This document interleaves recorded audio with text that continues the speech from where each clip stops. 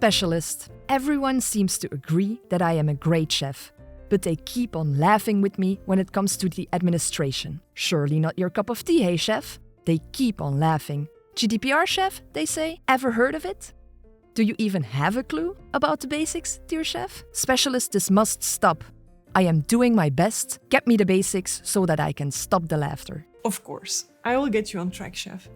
There are 3 key principles you need to follow: data minimization, accuracy, and storage limitation. These are critical to ensure that you're handling personal data properly and in compliance with the GDPR. All right, let's start with the first one. Data minimization means that you should only collect and store the data that is absolutely necessary for the purpose you intend to use it for.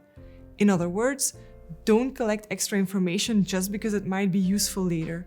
Only what is necessary. For example, if you are collecting data for a reservation, you only need the customer's name, contact details, and reservation time. Asking for extra details like their birthday or home address could be seen as overcollecting. Got it. So no extra questions on the reservation form? Indeed.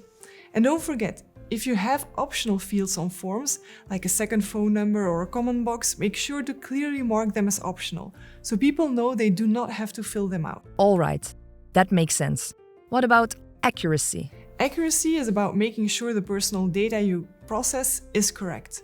You need to take reasonable steps to ensure that any incorrect data is either corrected or deleted. So if someone tells me their phone number changed, I need to make sure to update that right away.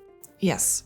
And remember, data accuracy is tied to its purpose. If you keep a record of past reservations, those records are accurate for purposes such as proving you provided services on a certain date, for example, for tax purposes, audits, or resolving payment disputes. Even if some details, like the customer's contact information, have changed, the reservation history remains accurate for these specific purposes. Understood.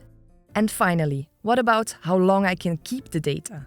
Well, storage limitation means that you should only keep personal data for as long as necessary. Once it's no longer needed for the purpose it was collected, you must delete it or anonymize it. For instance, after a customer's reservation, you may need to keep their details for a certain period, maybe for billing or customer service. But once that time has passed, you should delete it.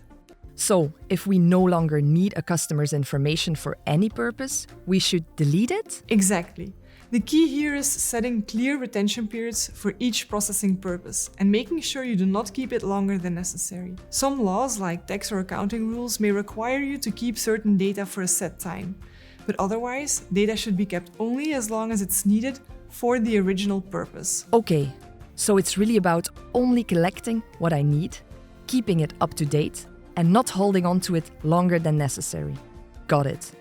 Why don't I learn these technical concepts by heart? Minimization, accuracy, storage limitation. Next time they laugh at me, I will throw in these concepts. I am sure they will be surprised and shut up. Great plan, chef. Thanks for the clarity, specialist.